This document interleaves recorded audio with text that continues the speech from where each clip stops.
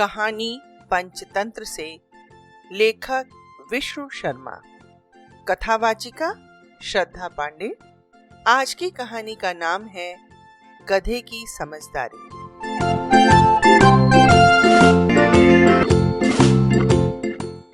आओ बच्चों तुम्हें सुनाए एक कहानी। इस कहानी में है एक गधे की समझदारी। ये है कहानी बहुत पुरानी, सुनाया करती थी मेरी नानी। कहती नानी, मुसीबत आए तो धैर्य न खोना, तभी कर सकते हो मुसीबत से सामना। क्या इस कहानी का नाम गधे की समझदारी? हाँ, बिल्कुल ठीक कहा तुमने। क्या तुमने ये कहानी सुनी है? नहीं, मैंने तो अंदाज से कहा। आपने कहा था इस कहानी में गधे की समझदारी, इसलिए से पता चल गया।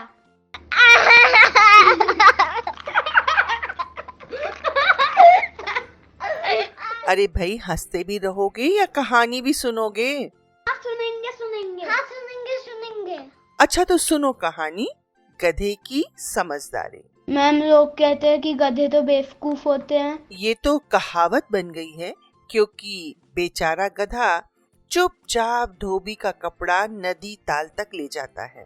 धोबी नदी के पास प्रेस क्यों करता है? प्रेस करने के लिए नहीं, बल्कि धोबी कपड़े धोने के लिए नदी पर जाता था। पर मेरा धोबी तो सिर्फ कपड़े प्रेस करता है। हाँ, तुम ठीक कह रही हो।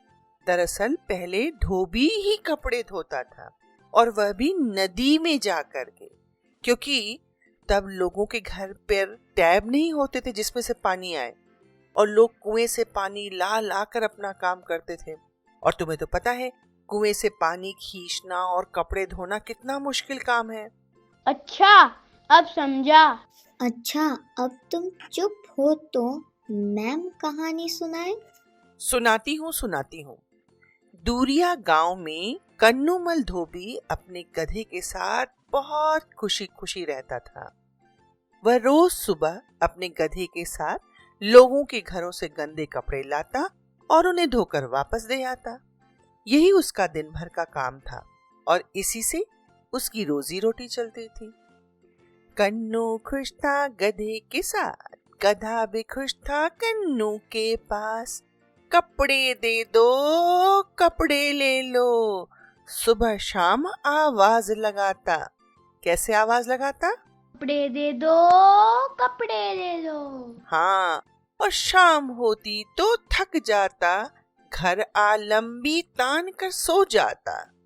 तो बच्चों, कन्नू का गधा कई सालों से धोबी के साथ काम कर रहा था, और समय के साथ साथ वह भी बूढ़ा हो गया था। बढ़ती उम्र ने उसे कमजोर बना दिया था, जिस वजह से वो ज्यादा कपड़ों का वजन ही नहीं उठा पाता था। तो एक दिन की बात है, सुबह सुबह धोबी अपने गधे के साथ कपड़े धोने धोबी घाट जा रहा था। धूप तेज थी और गर्मी की वजह से दोनों की हालत खराब हो रही थी। गर्मी के साथ साथ कपड़ों का वजन भी बहुत ज्यादा था, जिसके कारण गधे को चलने में परेशानी हो रही थी।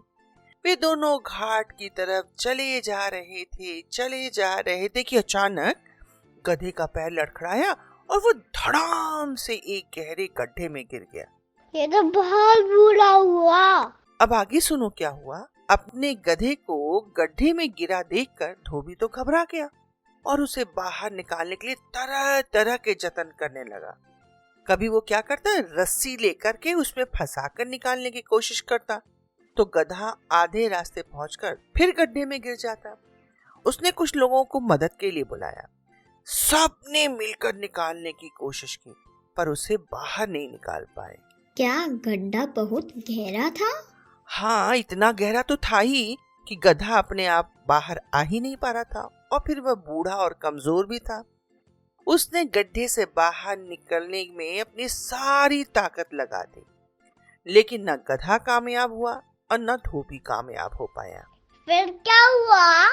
फिर तब गांव वालों ने धोबी से कहा कि देखो भाई, तुम्हारा ये गधा बूढ़ा हो गया है, इसलिए समझदारी इसी में है कि गड्ढे में मिट्टी डालकर उसे यहीं दफना दो। पर कन्नू नहीं माना। लोगों ने कहा, जैसी तुम्हारी मर्जी, आखिर कब तक तुम इसे खिलाओगे।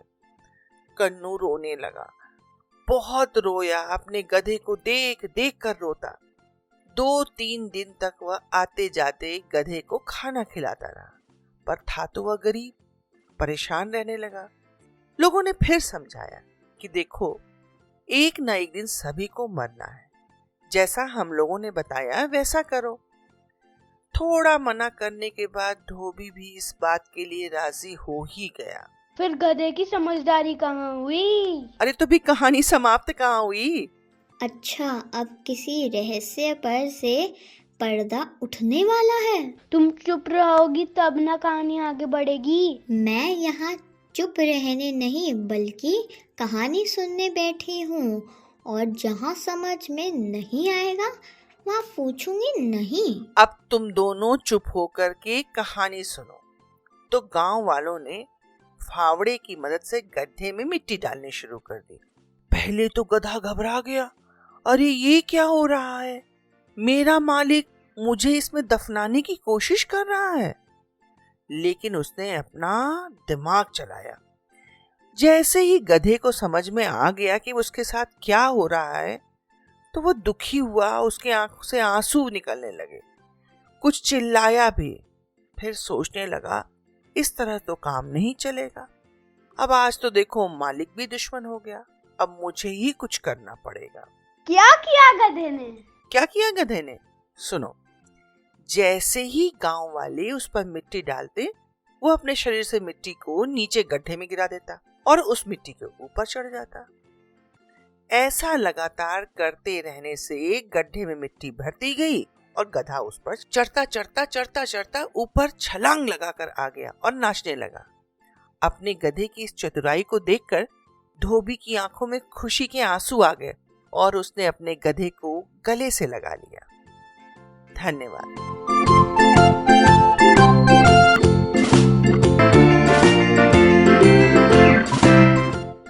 तो बच्चों, कैसी लगी कहानी? मुझे भी बहुत मजेदार मजेदार। लगी। मुझे भी बहुत मजेदार लगी। मजेदार लगी तो बताओ, तुमने कहानी से क्या सीखा? अरे मैं बताऊं? हाँ बताओ। अपनी सुरक्षा के लिए दूसरों पर आश्रित नहीं रहना चाहिए, बल्कि खुद भी कोशिश करनी चाहिए। बहुत सुंदर। अच्छा, अब तुम बताओ। मुश्किल से मुश्किल परिस्थिति में भी अपनी बुद्धि का प्रयोग कर कठिनाइयों को पार पाया जा सकता है। बिल्कुल ठीक कहा तुम दोनों ने। हमें मुश्किल से मुश्किल परिस्थिति में अपनी बुद्धि का तो प्रयोग करना ही चाहिए और जल्दी निराश होकर परिस्थितियों के आगे हार नहीं मानना चाहिए, बल्कि जब तक सफल न हो जाएं, निरंतर प्रयास करते रहना चाहिए। क्योंकि यदि हाथ पे हाथ धरे बैठे रह जाएंगे, फिर तो हम हार जाएंगे। आज की इस कहानी में हमारा साथ दिया है एल्कॉन इंटरनेशनल स्कूल की ओजस्वी शर्मा ने, सार्थक शर्मा और सात्विक शर्मा ने। इन तीनों बच्चों की जिज्ञासापूर्ण प्रश्नों से यह कहानी इतनी रोचक बन गई है।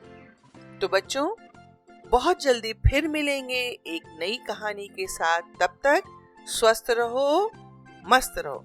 अरे हाँ, यदि कहानी अच्छी लग रही है ना, तो डिस्क्रिप्शन बॉक्स में और भी बहुत सारे लिंक दिए हुए हैं, उन सभी कहानी को सुनो, क्योंकि कहानी सुनना तो आप सभी को अच्छा लगता है ना।